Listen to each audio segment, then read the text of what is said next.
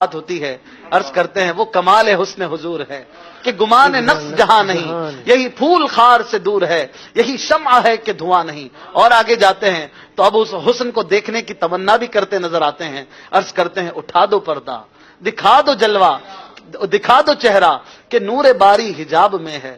زمانہ تاریک ہو رہا ہے کہ مہر وہ سورج کب سے نقاب میں ہے.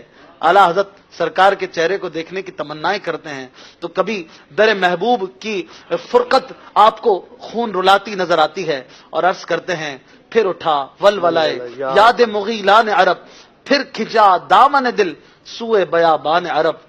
باغ فردوس کو جاتے ہیں ہزاران عرب، ہائے صحرائے عرب، ہائے بیابان عرب.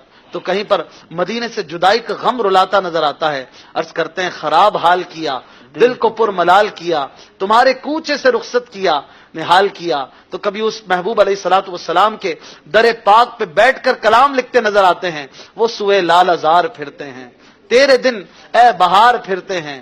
اور عاجزی کا کمال کہ کوئی کیوں پوچھے تیری بات رضا، تجھ سے کتے ہزار پھرتے ہیں.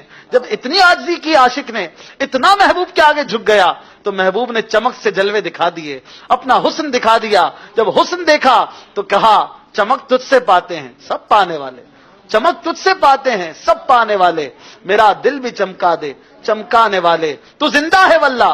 ہاں ہاں، رضا کو جب جلوے دکھا دیے تو زندہ ہے تو دکھا دیے نا. تو زندہ ہے واللہ، تو زندہ ہے واللہ.